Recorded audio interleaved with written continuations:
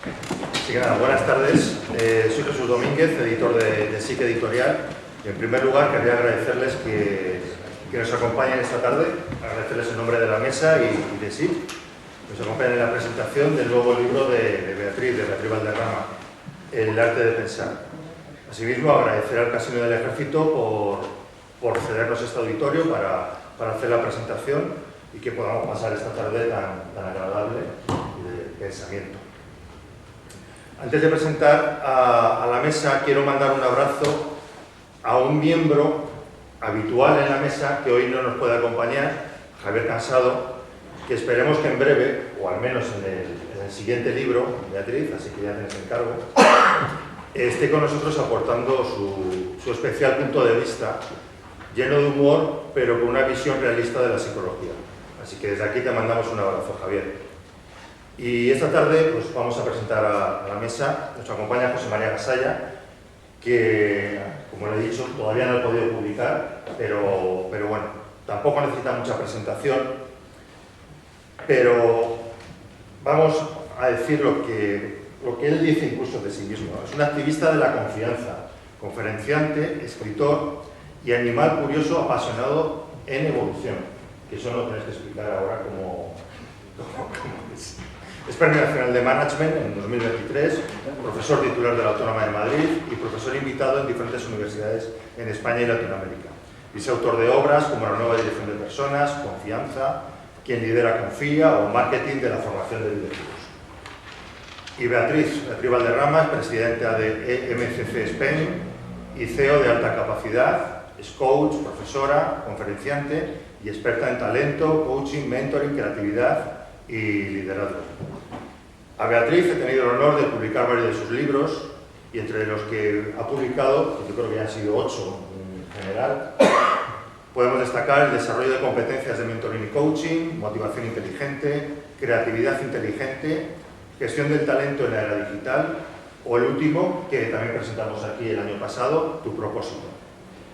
Y ahora este último, El arte de pensar, un libro que con el estilo práctico que caracteriza a Beatriz nos introduce en el mundo del pensamiento, de las ideas, de la crítica, con el objetivo de que aprendamos a pensar por nosotros mismos, en este mundo lleno de bulos, fake news, falacias, polarización, etc. Así, Beatriz nos enseña con este libro a pensar, con un objetivo claro, un objetivo que nos descubre sobre todo al final del libro. Y ahora permítanme que les haga un spoiler. El libro termina enseñándonos cómo ver el mundo con nuevos ojos, que se resume en el siguiente párrafo que les voy a leer, es el final del libro. O sea que...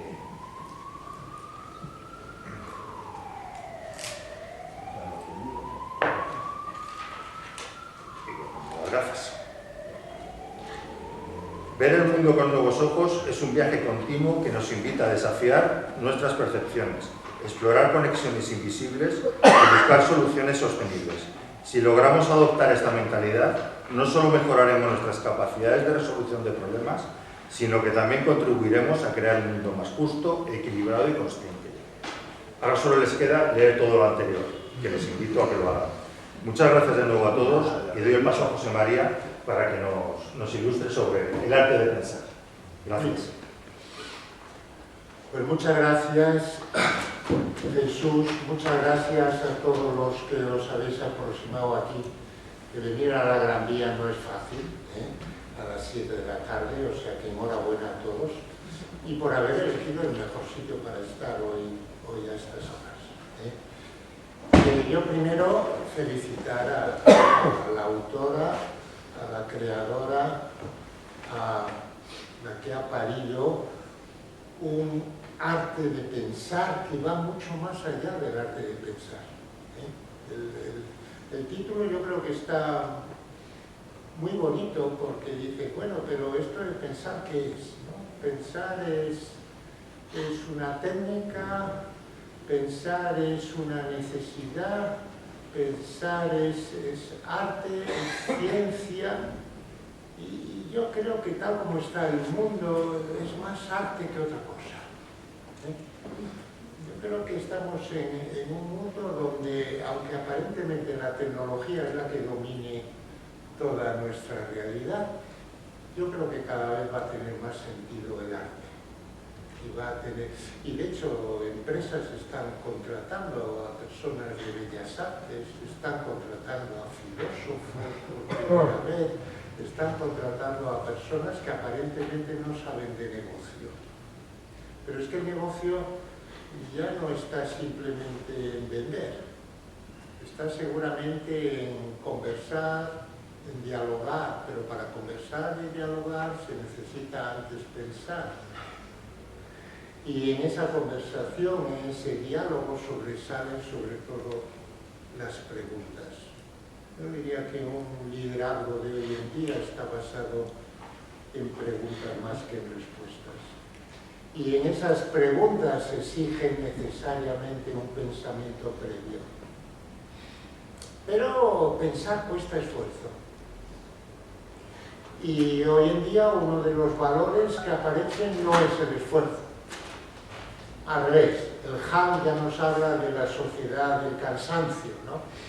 Es decir, parece que estamos cansados y entonces el esfuerzo... No, es el divertimento lo que domina la realidad.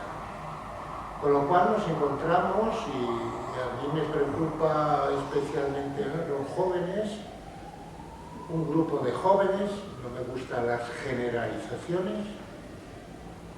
He estado de profesor en la Autónoma durante 34 años y me preguntaban con frecuencia: José María, ¿cómo son los jóvenes en España? Y digo, ¿y yo qué sé? ¿Y yo qué sé? Mi muestra no es representativa. Yo solamente puedo hablaros de los que han ido allí a la Autónoma, pero eso no es representativo del resto de jóvenes. Por eso a veces hablamos de los... No, es que los jóvenes hoy en día... Yo, ojo, mira, algunos jóvenes, colectivos de jóvenes, ni sé si son la mayoría o no son la mayoría, pues indudablemente están a veces se siente que tienen poco pensamiento crítico, ¿no? Por eso lo del pensamiento crítico ha salido tanto, ¿no? Es decir, ojo, que si no tienes pensamiento crítico vas a ser manipulado, vas a ser bandeado de un lado para otro, te vas a dejar llevar de las modas, te vas a dejar llevar de las inercias, te vas a dejar llevar de los charlatanes, de esta secta, de lo otro, ¿no? Entonces, el pensar se está volviendo un arte y se está volviendo algo imprescindible. Este libro es más que un libro. Yo creo que lo primero que tiene que hacer alguien que le ha invitado a la autora a presentarlo con ella es leerlo. Y me lo he leído. Y yo diría que aquí hay un programa académico de más de un año de duración. Es decir, que tú de aquí puedes sacar un programa para ofrecérselo a ESIC, por ejemplo, es decir, oye, que conviene que este programa esté en vuestro portafolio de programas, ¿no? Y es un libro que contiene conceptos, análisis, investigaciones, casos, herramientas, cuestionarios, curiosidades, innovaciones, respuestas y soluciones, sugerencias. Entonces es muy atractivo, ¿eh? Es muy atractivo y te llama la atención. Y hay temas muy críticos, yo diría. Hay algunos temas, por ejemplo, el de los sesgos cognitivos. A mí me gusta mucho el sesgo de la confirmación, que no es aquello que hacíamos en la iglesia, de la confirmación, no, el sesgo de la confirmación. Y os lo voy a contar un poco, sin hacer mucho spoiler por aquí, pero está en la página 115, y en la página 115 me gusta mucho porque es uno de los peligros que tenemos. Tú realmente lo que te apetece leer es justo lo que piensas tú sobre determinado tema. Y eso te refuerza. Y eso tiene que ver mucho con el tema que yo trabajo los últimos 25 años, que es el tema de la confianza. eso te refuerza tu autoconfianza.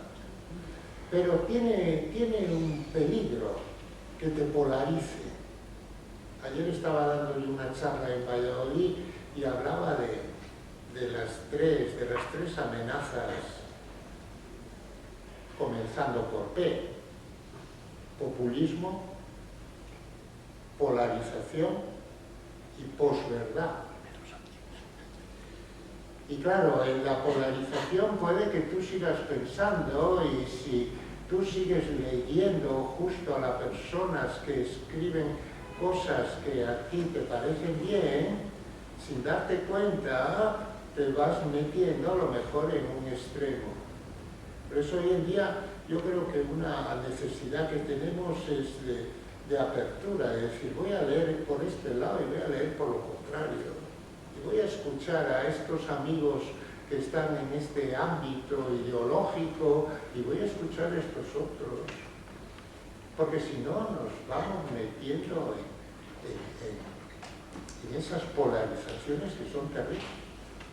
Son terribles y ves a gente que no se habla. Yo me encontré en alguna cena política de preguntar, oye, ¿quién se siente fulanito? No lo conozco, pero ¿de qué partido político es? ¿De tal partido? Ah, entonces no. Pero bueno, pero aprovecha precisamente el contraste. Yo creo que tenemos que ampliar la mente en un mundo que cada vez es más abierto.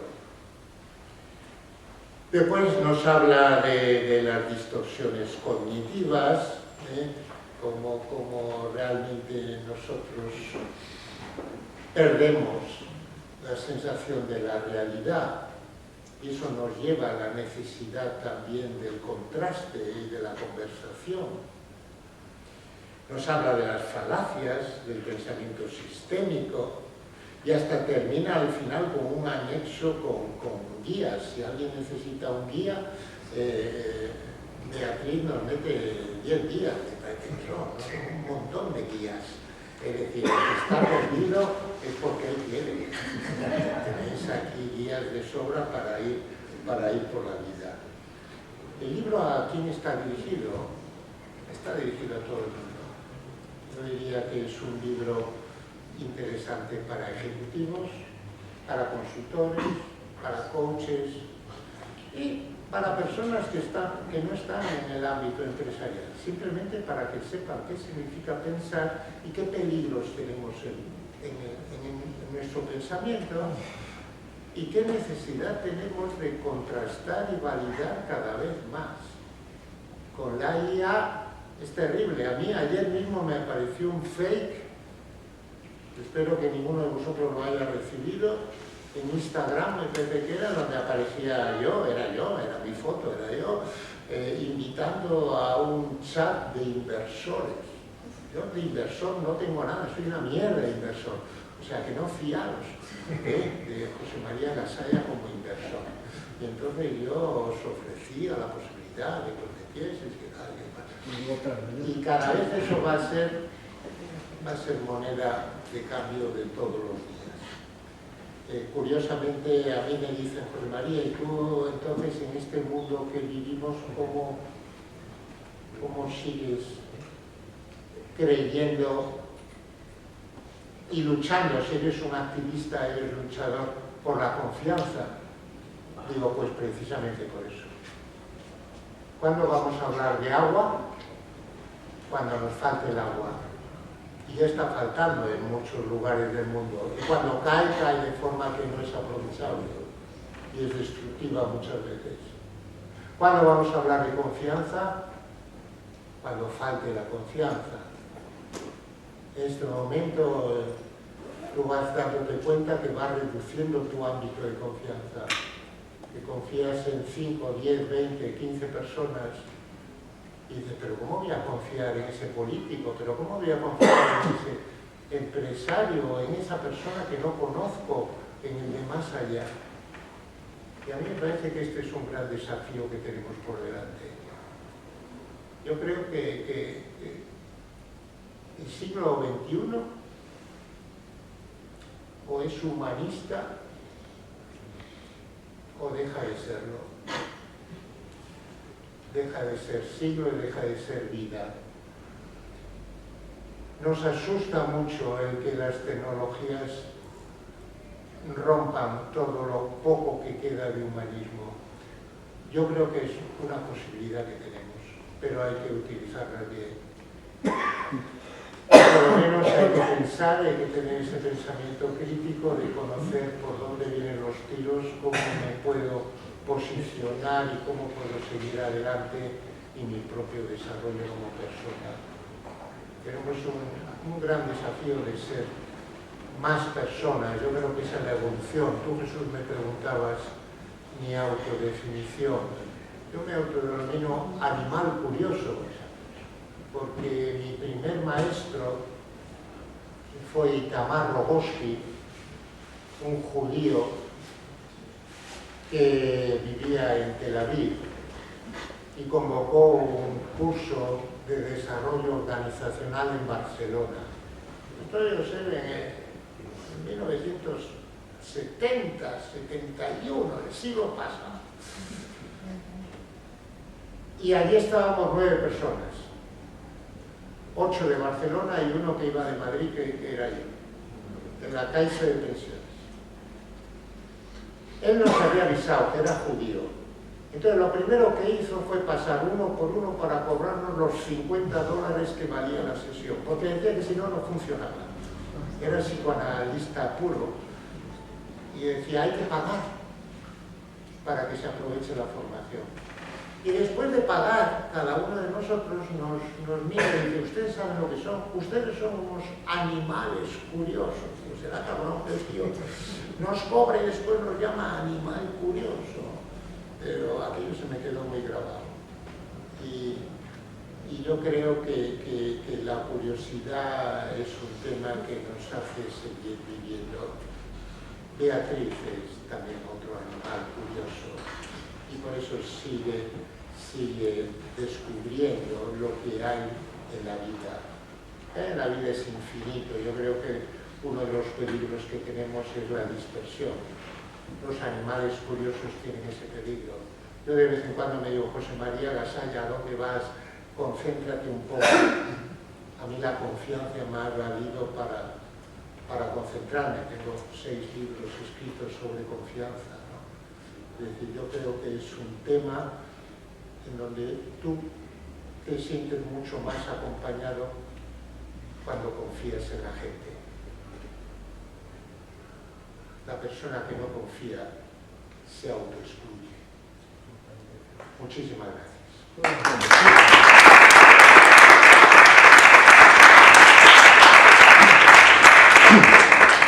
Gracias, José María, por animarnos a desarrollar nuestro pensamiento crítico. Y ahora paso la palabra a Beatriz.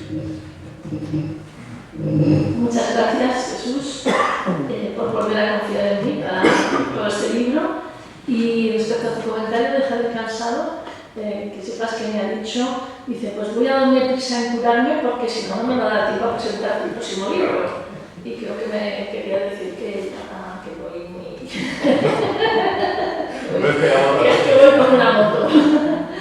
Bueno, también quiero agradecer a José María que, bueno, él me contrató para su empresa con el bonito nombre de Desarrollo Organizacional, ODO, y de quien aprendí muchísimo y especialmente todo lo que es el estar en sala.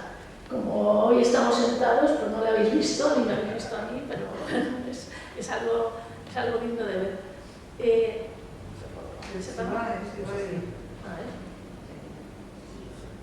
¿Ahora? Pero se oye. No, Ya. se oye, vale. Hablando de libros, yo también elegí a José María, porque yo cuando iba a entrar, o sea, tenía 2 o 3... No se oye. Ponte el otro. A ver el otro. Confía en él. Confía.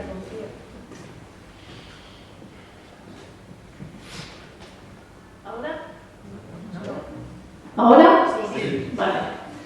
Digo que yo también elegí porque tenía 2 o 3 opciones y entonces no sabía qué hacer y le pregunté a mi primer jefe, Francisco Andrés se llamaba, que era mi mentor, y le comenté los tres y me dijo, vete con José María, dice, porque ha escrito el libro que a mí me hubiera gustado escribir, tu primer y fantástico libro. Así que, bueno, y también gracias a vosotros por estar aquí, que sois una especie en extinción, estas personas que todavía les interesa dedicar tiempo a pensar.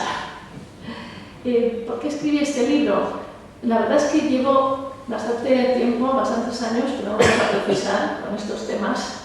Antes de estar con José María, estuve en otra empresa donde hacíamos lo que ahora se llama blended learning, que es aprendizaje mixto, ¿no? Parte de autoestudio, materiales, y parte presencial. Y entonces eran los primeros que se hacían en temas que no fueran económicos o jurídicos, era de desarrollo de habilidades, lo que hoy se llama soft skills. Y entonces ya habíamos hecho módulos de comunicación, trabajo en equipo, liderazgo, toma de decisiones, gestión del tiempo. Hicimos incluso uno que se llamaba el jefe como desarrollador de las personas de su equipo, que ahora se llama el Leader Coach. Entonces todavía no existía, fuimos pioneros. Bueno, y ya al final dijimos, bueno, ¿y ahora qué? Y entonces pensamos en un módulo que es de aprender a pensar. Posteriormente, en la empresa de José María, pues también lo hice, impartí estos cursos en presencial. Era un modelo que llevaba 4 tipos de pensamiento: el pensamiento lógico, el pensamiento positivo, el pensamiento sistémico y el pensamiento creativo. El único que no he incluido en este libro es el pensamiento creativo, porque ya tengo un libro anterior de creatividad inteligente donde ya puse todo lo que sabía y herramientas, ejercicios, etc. Entonces, bueno, pues ahora, ¿por qué lo he retomado? Pues lo he retomado porque, como sabéis vosotros muy bien y José María ha dicho, en este siglo estamos abrumados por las fake news, la posverdad, los clickbait, la polarización, las redes, la IA, y hay muchas voces que claman por la necesidad de pensamiento crítico en los niños, en los jóvenes, como para que sea algo que se estudie, algo que se trabaje en los colegios, en las universidades, en las escuelas de negocio. Y de hecho lo he hecho también pensando no solo en todo el mundo, sino también en profesores. Cosas que les digan, oye, que ahora tienes que hacer un curso de aprender a pensar y tengan un manual con definiciones claras, ejercicios, ejemplos, etc. Bueno, hoy en día es que es un lujo pensar porque todo conspira para que no lo hagamos. Dedico un capítulo del libro a lo que son las fuentes. ¿Se va? A ver si me oís. ¿Me oís? Sí, subes un poquito. Sí. A lo que son las fuentes externas, las trampas externas. Las trampas externas son de las que estamos hablando, las redes sociales, la IA, por ejemplo. La IA es estupenda, oye, da gusto, es preguntar, es una cosa que a mí lo que más me maravilla son las mentes de los que han programado esas IAs, porque muchas veces te sorprenden con resultados muy interesantes. Pero, ¿qué sucede? Lo que pasa es el mal uso de la IA. Ya en el libro, además eso va cambiando día a día. En el libro me dio tiempo a incluir un par de estudios. Uno sobre descarga cognitiva, lo que nos pasa cuando todo lo pasamos a la IA y no hacemos el esfuerzo personal de pensar o crear o decidir. Y otro también que hicieron en Microsoft, ahora está muy alto, ¿no? Uno que hicieron en Microsoft, donde vieron que los empleados tenían una confianza ciega en lo que decía la IA. No sé si está un poco lejos, cerca, un poquito, sí. Vale. Bueno, pues después de eso, yo por lo menos avisaba, bueno, esto va a cambiar, entonces aparecerán nuevas maravillas y nuevos riesgos, ¿no? El último riesgo que no sé si habéis oído es uno que se llama work slop, slop es como lodo o engrudo, me gusta más a mí la traducción, y son resultados de trabajo generados por IA, con apariencia estupenda, pero que en el fondo son engrudo. Parecen puré o crema, pero son engrudo. Este estudio han visto que el 44% de los empleados habían recibido esta workshop. Y también, y esto te atañe, que perdían por cada esto que recibían, perdían hasta 2 horas de trabajo. Y además disminuía la confianza que tenían en sus compañeros o jefes o colaboradores que les entregasen ese tipo de trabajo.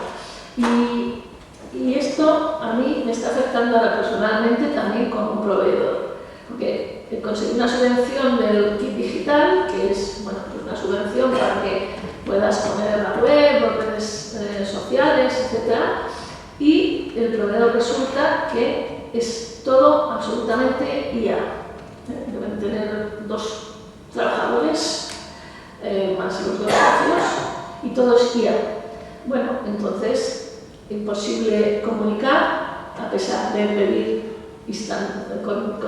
constantemente, quiero hablar con un experto, quiero hablar con el autor, te hacen, pues en mi caso, un plan de comunicaciones o de post en LinkedIn, que digo, esto ni es el color que me gusta, un azul oscuro que yo no tal, ni están promoviendo lo que yo quiero, ni tiene mucho sentido. No he logrado hablar con nadie, pero sí estoy recibiendo muchísimos mensajes generados por IA en WhatsApp, por correo electrónico e incluso por teléfono móvil.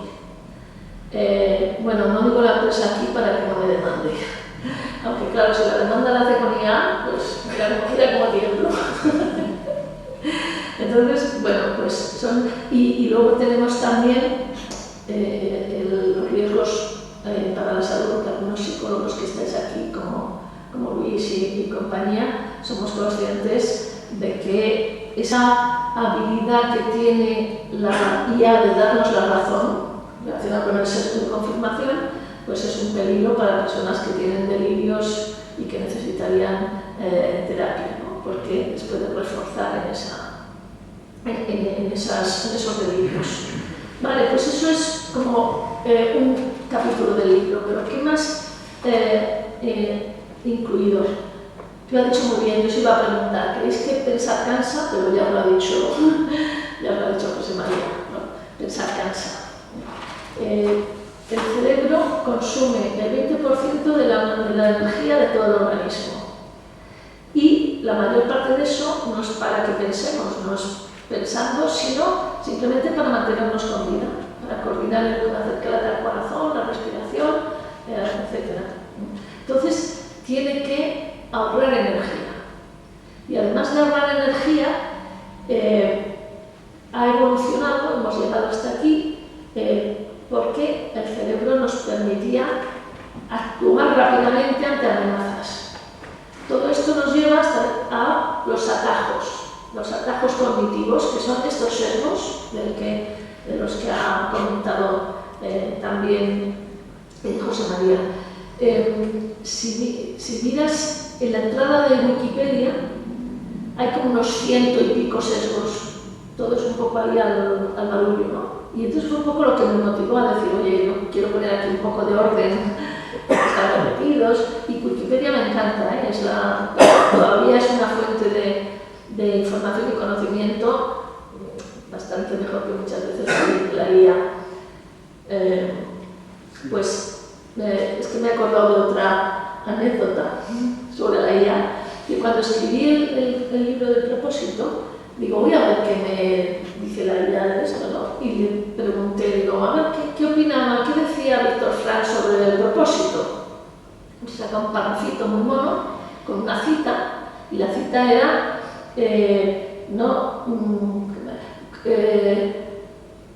¿cómo es? El que tiene un porqué para vivir puede soportar cualquier cómo. Claro, yo sabía que esto era de Nietzsche, que no era de Víctor Frank. Bueno, pues ya no lo utilicé para estas cosas, Pero ayer me llegó una invitación en LinkedIn. Yo soy bastante abierta a las invitaciones, pues como que sea un psicólogo, consultor, coach o de gestión de personas, pues lo suelo admitir más o menos. Pues este era un directivo que había hecho un curso de coaching y entonces había puesto un post con muy buena pinta, un arbolito, un relato y la cita de Viktor Frankl, como que la de Nietzsche atribuida a Viktor Frankl. Y claro, ya se ve que está hecho con IA y que no ha tenido el esfuerzo mental de comprobarlo. Y esta vez, pues la verdad es que le ignoré su invitación. Pues, bueno, volviendo a Wikipedia, hay tantos sesgos y yo los he dejado en 15. En 15 con su definición, sus ejemplos, sus ejercicios. Y efectivamente, uno de los más importantes es el sesgo de confirmación, que nos viene también de nuestra evolución, porque cuando adivinábamos correctamente que venía el león, teníamos una descarga de dopamina, esto que te hace sentir euforia, alegría y decir, Cristo, soy, lo he adivinado, lo sabía, ¿no? Y seguro que todos lo habéis experimentado, ¿no? Cuando de pronto algo que tú habías dicho, nadie te creía y no sé qué, y de pronto dices, yo lo sabía. A lo mejor eres tan educado como para no decirlo, lo sabía, te lo dije. Pero eso va con nosotros. Y claro, es la base del sesgo de confirmación. Nos encantan las certezas, nos encanta que nos den la razón. Bueno, pues es lo que nos dificulta el abrirnos a otras miradas, el leer noticias de otros periódicos distintos a nuestra ideología, ¿no? Una pregunta, aunque vosotros sois muy listos, pero bueno, una pregunta retórica. ¿Qué creéis que causa más muertes, los tiburones o los mosquitos? A ver, tiburones, levantad la mano. Ni uno, vosotros sois demasiado listos. ¿Habéis leído el libro ya? ¿Los mosquitos? Claro. Pues tiburones hay 10 al año, 10 muertes al año, y mosquitos 725.000, por enfermedades como dengue, malaria, etc. Bueno, pues eso es un ejemplo del sesgo de disponibilidad, que valoramos la probabilidad de algo en función de que nos suene, de que nos acordemos que pasa lo mismo, y eso también lo sabéis, con los accidentes de tráfico y los de avión. El miedo al avión, cuando sabes que hay muchísima más probabilidad de morir en accidentes de tráfico. O que te caiga un rayo en la lotería. Pues no me sé cuántos ceros van en uno o en otro, pero muchos más ceros en la lotería, ¿no? Bueno, otra pregunta. ¿Ves a alguien con gafas que está leyendo un libro de filosofía? ¿Crees que será profesor de literatura o mecánico? Está en el libro también, ¿no? Más mecánicos que profesores. Claro, mecánicos, porque hay más mecánicos que profesores. Bueno, ese es un ejemplo del sesgo de representatividad, que tendemos a valorar también la probabilidad de algo, la certeza de algo, en función de que se parezca más al estereotipo que tenemos de eso. ¿Vale? Bueno, pues hasta aquí los sesgos. Ahí los tenéis y los podéis tener en cuenta, ¿vale? Luego las falacias. A mí, bueno, las falacias son razonamientos erróneos aparentemente válidos, pero que no lo son. Bien. A mí, la que más me molesta, no sé si vosotros tenéis esta experiencia, es la falacia de falta de prueba o de ignorancia. Esto es cuando vas al informático de la empresa, por ejemplo, y dices, esto no funciona. Y te dice, Beatriz, sí funciona, porque nadie se ha quejado. Digo, mira, de verdad que es que no funciona. No, a ver si lo enchufas, a ver que lo hago, y así infinitas veces hasta que logras que alguien más se queje o se caiga todo, ¿no? ¿Os ha pasado eso? ¿Habéis tenido? Yo es que no, bueno, me pasó este fin de semana pasado en Zaragoza, en un buen hotel, no funcionaba la wifi, se conectaba, pero a los 4 minutos dejaba de funcionar. Y 4 veces lo dije a 4 recepcionistas distintos, lo mismo, no, esto nadie se ha quejado, bueno, pues no tendrán datos, No, yo le ayudo. Y bueno, pues si quieres, vuelvo a poner. Ya está puesto, funciona. Digo, si espera 4 minutos y verás que no. No logré que cambiasen, o sea, que llamasen a mantenimiento para que resetearan el módem o el lo que fuera. También me ha pasado en una cafetería decir, esta leche está mala. Nadie se ha quejado.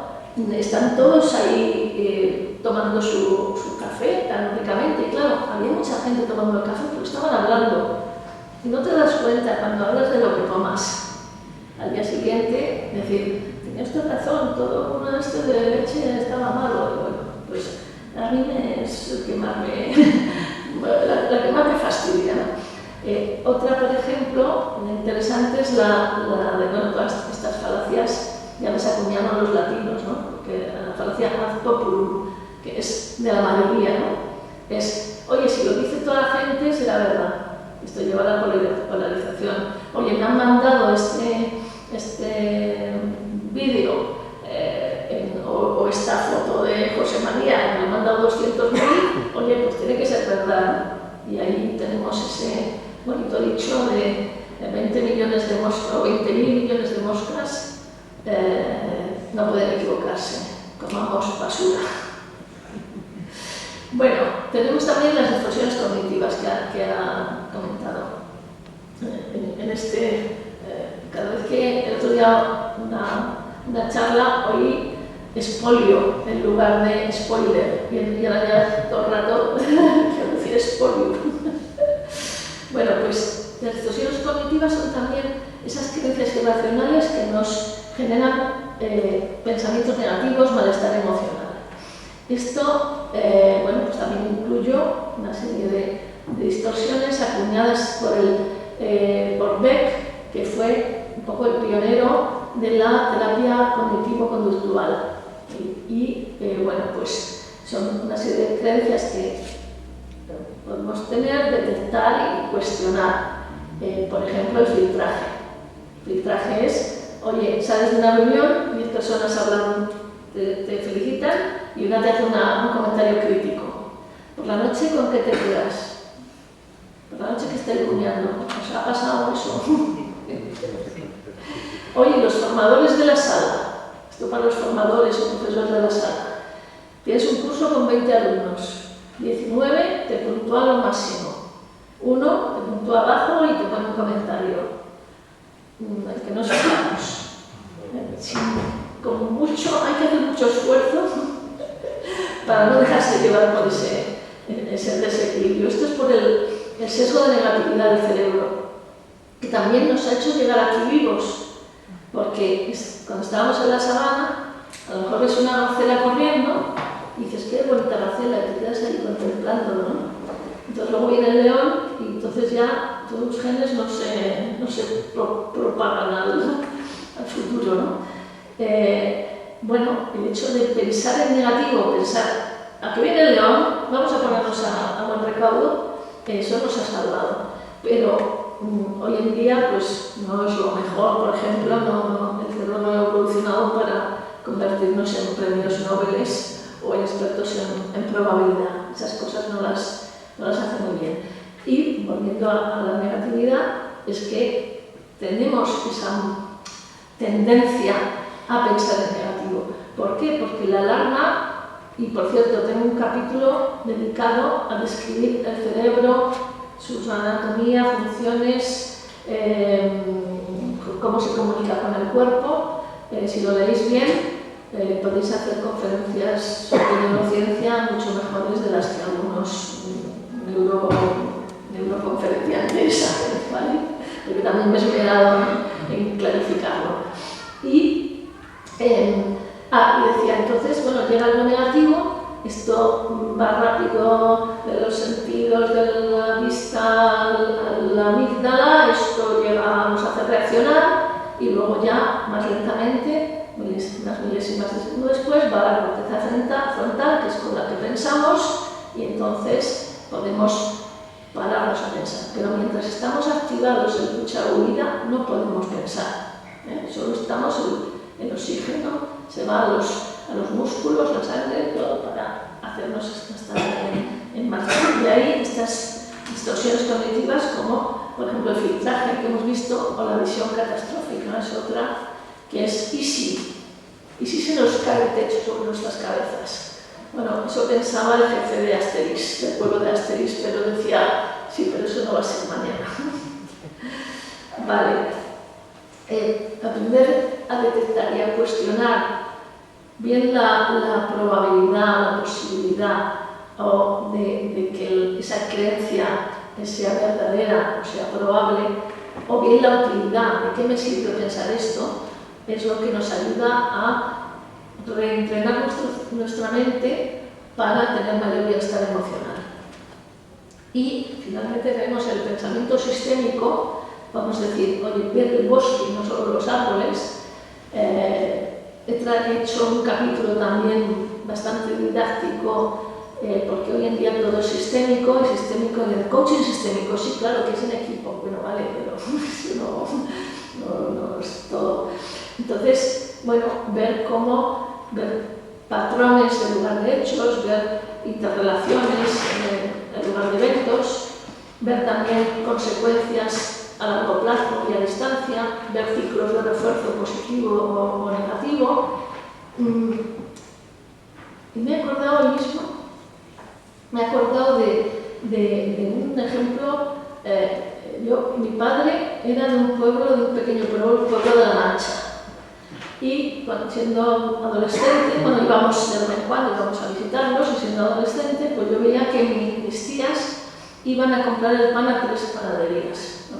Entonces, y además, no a la vez, para que no vieran unos con otros el pan que compraban del otro. Entonces, iban a una panadería, compraban una barra, volvían a casa.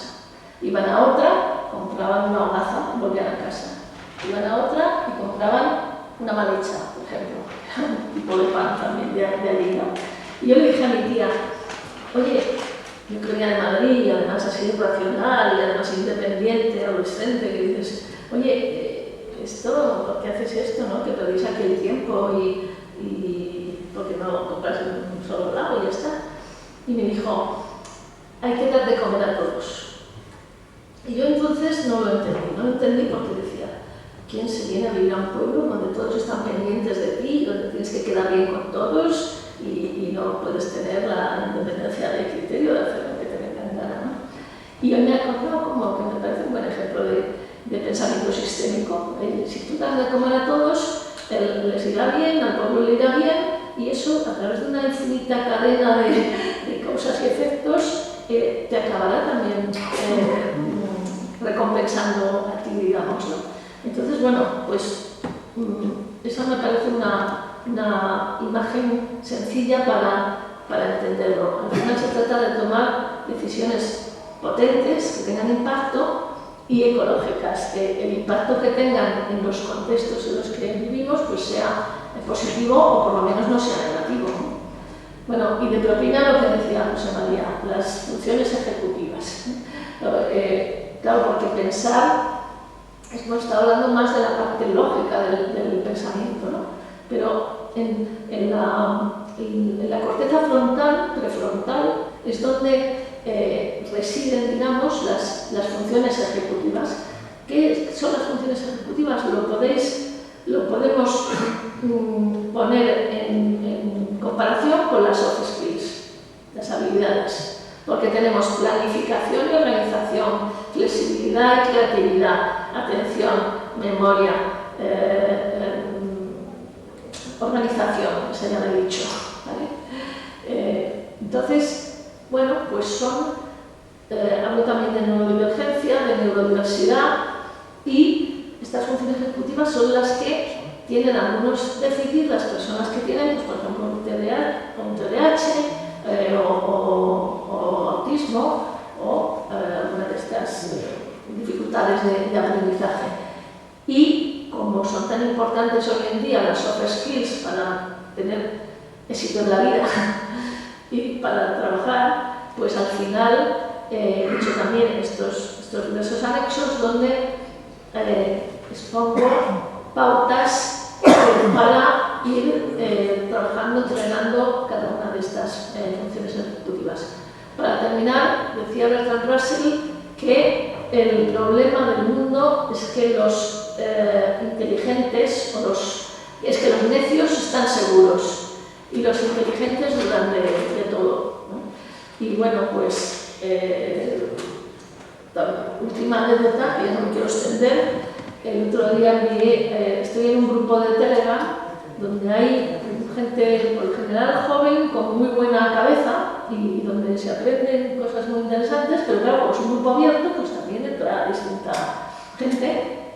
Entonces les dije, bueno, he publicado este libro, de pensamiento crítico y tal.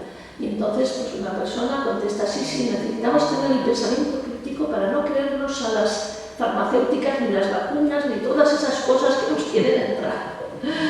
Bueno, pensamiento crítico no es dudar de todo, es utilizar el filtro de la evidencia, de la lógica, de la razón, para valorar las ideas y ver bueno, pues cuáles son más probables o más ciertas. Y termino invitándoos a pensar, porque pensar nos hace más libres, porque nos ayuda a tomar mejores decisiones y por tanto también a vivir mejor. Y muchísimas gracias por estar aquí.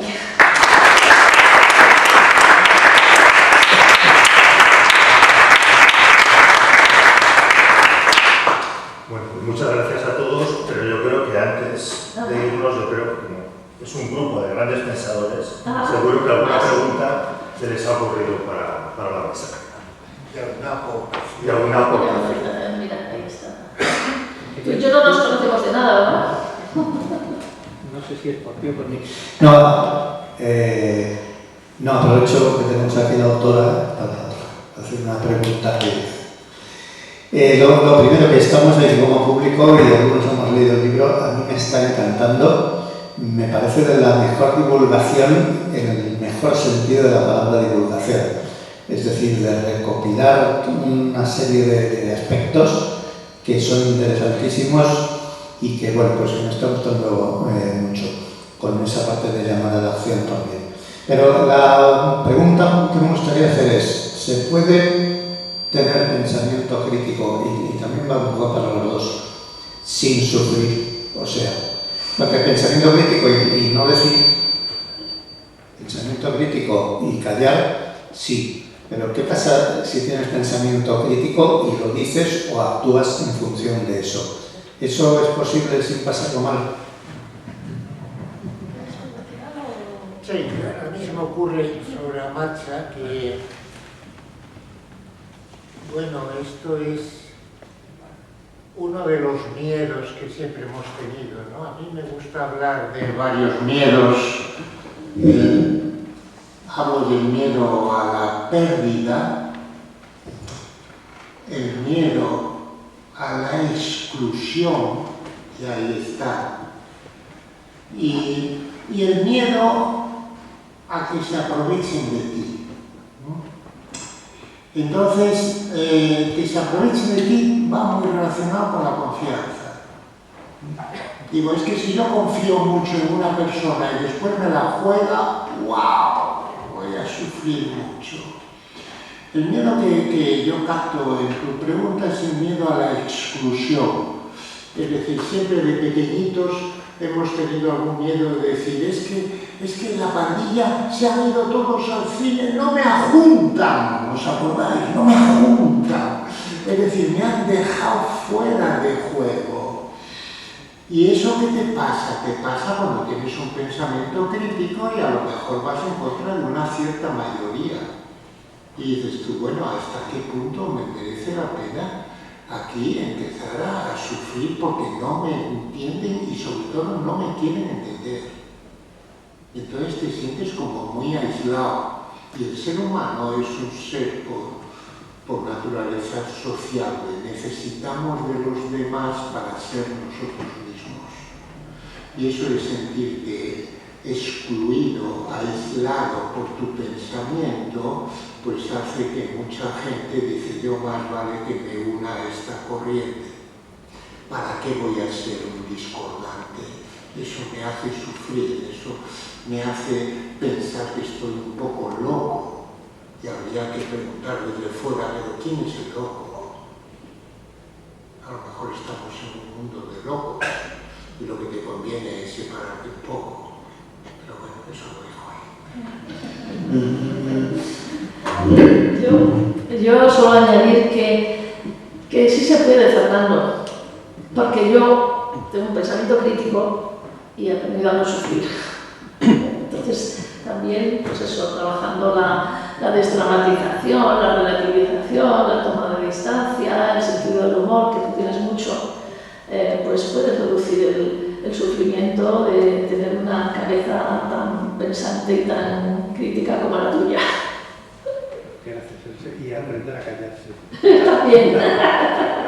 También saber qué batallas hay que luchar y cuáles dejar. Una pregunta, aprovechando que os tengo delante, me gustaría preguntaros una cosa que no sé si tiene mucho que ver con el libro, que por supuesto no lo he leído, acabo de conocerlo.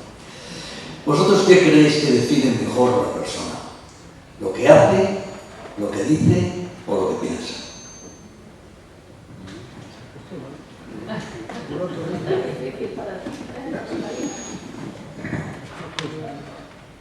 Bueno, tienes autores para todos los gustos que te dicen el hombre va haciendo lo que va haciendo, pero hay otros que te dicen en efecto, pues no, es más bien lo que piensa. Y otros dicen, hombre, yo creo que es lo que habla. Y yo creo que habría que ver dónde está más la autenticidad de esa persona.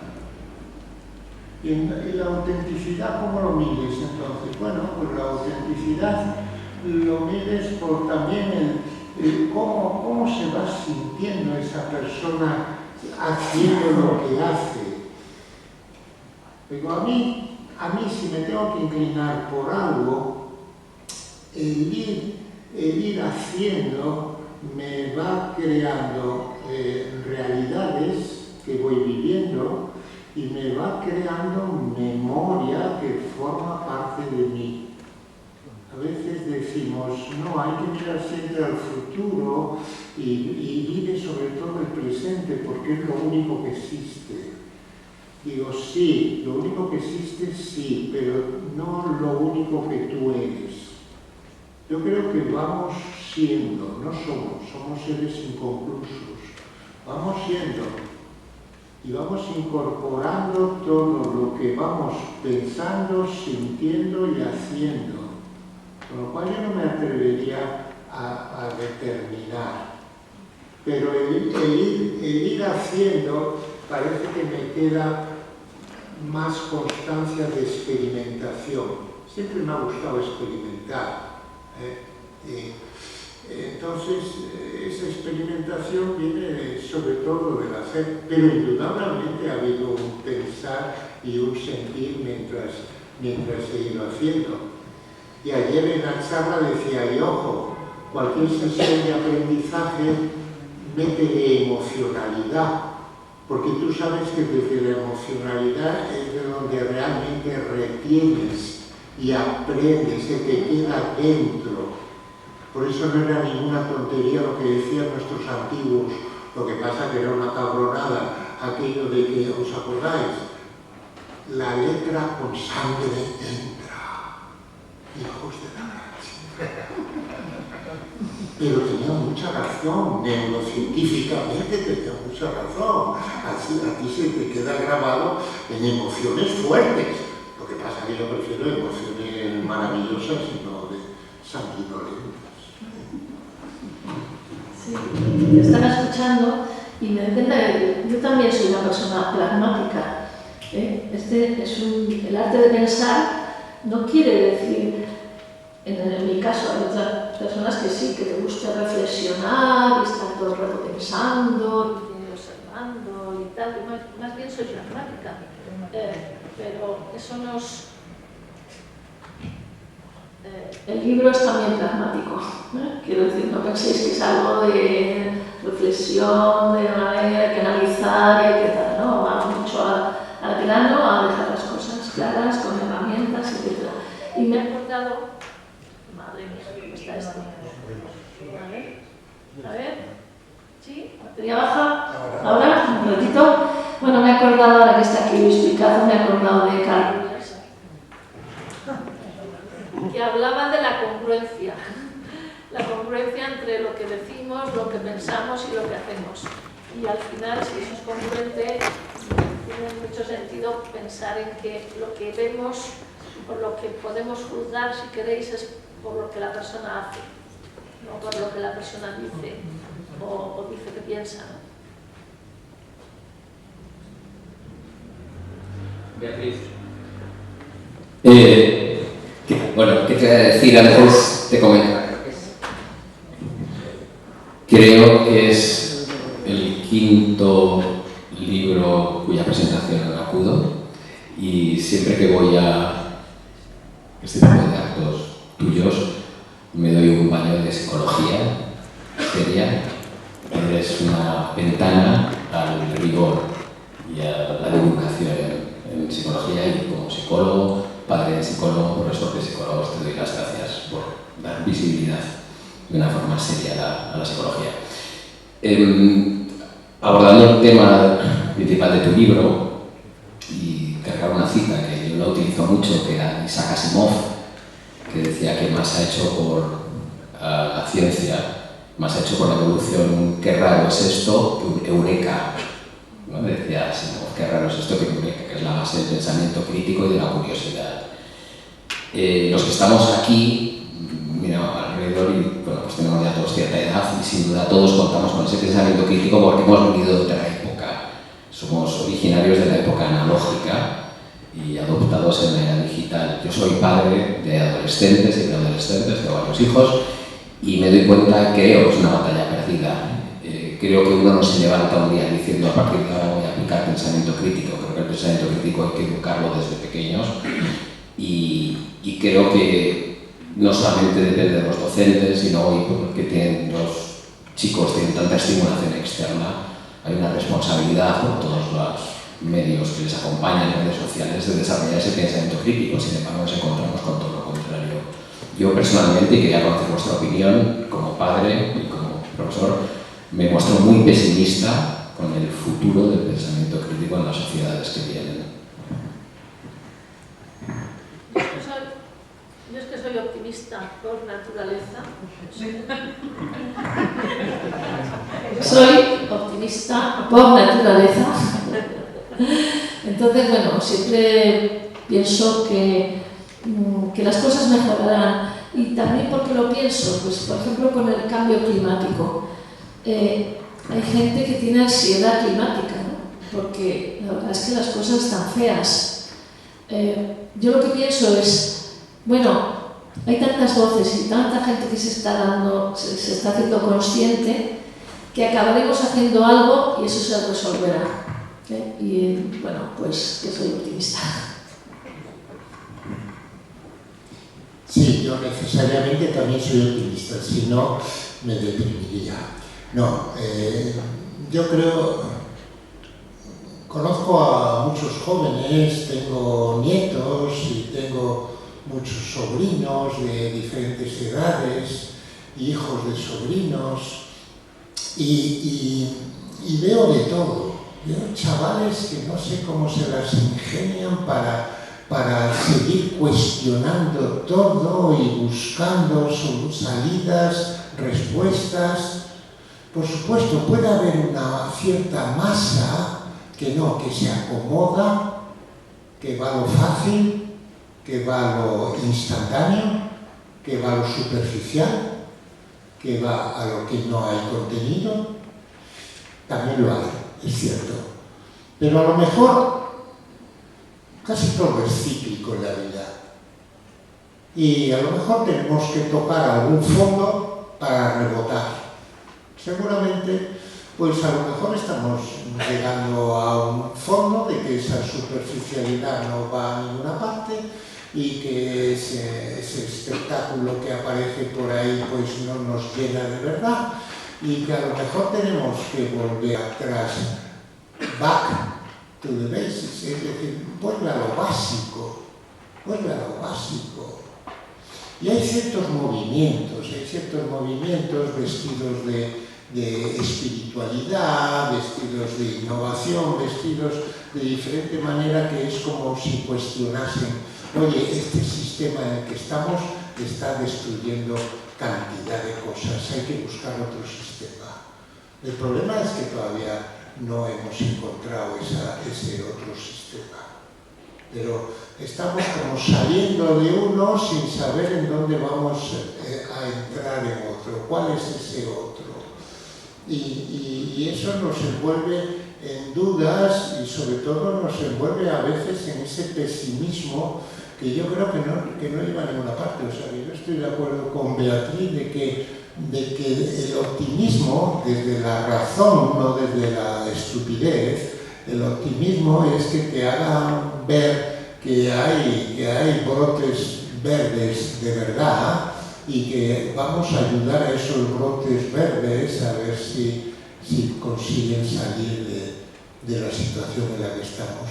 Pero no podemos estar hablando siempre de que estamos en una situación terrible. La humanidad está en otras situaciones terribles, ha sobrevivido, ha evolucionado, y el ser humano hoy es un ser mucho más evolucionado que hace 50, 100, 1000 años. Y sobre todo más generalizado ese desarrollo.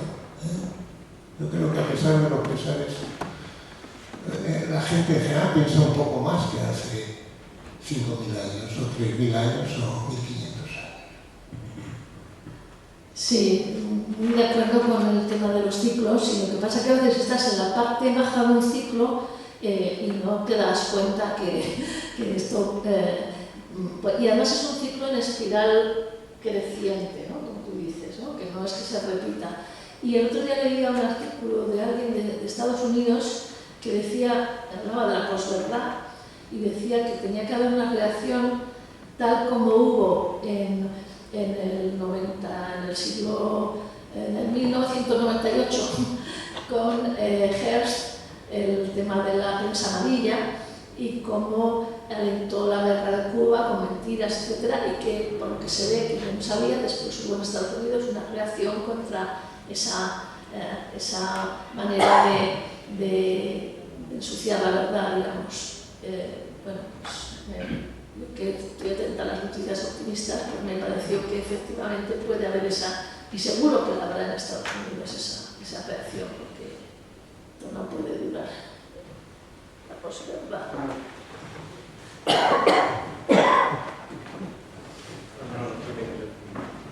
Creo que sí, se oye. Gracias por las alusiones. Beatriz, soy Ingrid Picazo, que me has citado diciendo que yo te aporté una distinción en cuanto a la congruencia que debe de existir entre lo que se piensa, lo que se dice y lo que se hace. Es un concepto que yo tomé de Rogers. Los problemas de las personas surgen cuando no hay congruencia. Y cuando la idea que uno tiene de sí mismo difiere de la idea de la realidad que está siendo. Bien, pero más allá de eso, yo me quiero centrar en la pregunta que ha hecho el compañero de sala sobre si es más importante el pensamiento, la palabra o la acción. Y no quiero hacer una disertación filosófica ni psicológica, pero ya Bhagavad Gita, 5.000 años antes de Jesucristo, empieza diciendo: ellos, de los humanos, ellos no lo saben, pero habitan en mí. Eso lo dice la palabra. Es decir, Maturana después, casi premio Nobel de biología, se le ocurrió decir que todos los seres vivos desarrollan lo necesario que garantice la supervivencia de la especie y del individuo. Y en los seres humanos, lo que ha hecho nuestra filogénesis es el lenguaje. El lenguaje no entendido como comunicación, sino como recursividad, es decir, la capacidad que tenemos los humanos de hablar sobre lo que hablamos, de reflexionar sobre lo que reflexionamos, que es exclusivo de nuestra especie. Y digo más, y cito a Austin, Oxford, principios del siglo pasado. Características del lenguaje. No es lo mismo una opinión que una declaración. En los actos del lenguaje, una declaración crea realidad, es decir, una declaración de guerra, una declaración de paz, una declaración de amor, una declaración de odio, está generando ya una realidad en la relación entre esas personas o entre esos países. Lo que venga después tendrá que ser congruente, pero la sola enunciación de la declaración, no de la opinión. Cuando tú dices voy a hacer una declaración, bien sea íntimamente o bien sea con el otro, estás ya creando una realidad. Eso ya es acción. El lenguaje es acción. Y ahí lo dejo. Gracias. Sí, además, sí, Luis.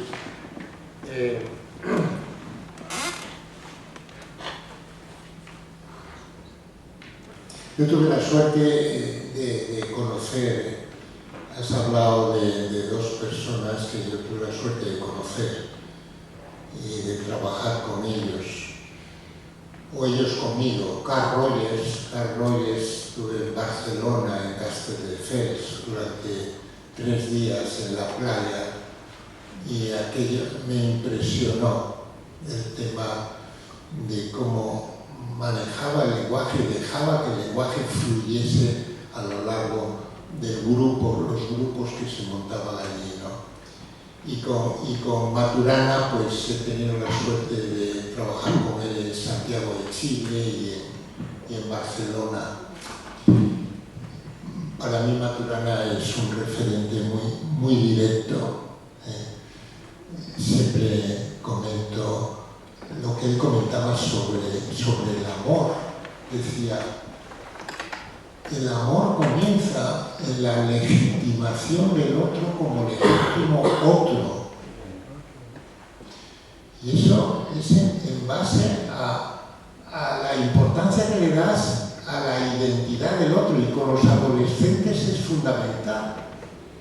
Es decir, un adolescente o preadolescente de 12 años ya va creando su identidad, y una de las claves es decir, bueno, tu amor es un amor de verdad, en donde tú estás respetando que ya es un legítimo otro, con su ignorancia y con sus problemas, con lo que quieras.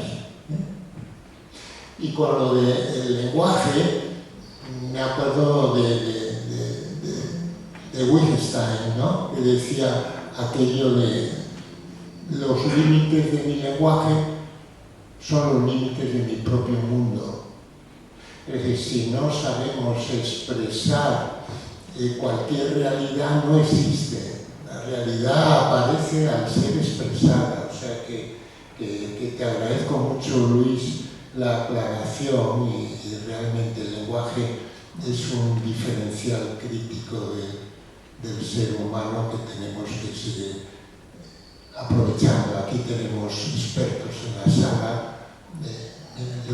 José Manuel Blanco, que está ahí con vosotros, psicólogo también, pues acaba de escribir un libro sobre conversaciones precioso, en donde te das cuenta que la conversación es una herramienta maravillosa para cualquier cambio que se quiera producir, evolución del ser humano.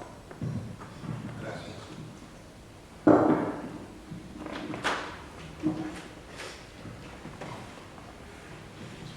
Bueno, pues si no hay más preguntas ni aportaciones, pues yo creo que vamos a cerrar la sesión. Muchas gracias por haber venido.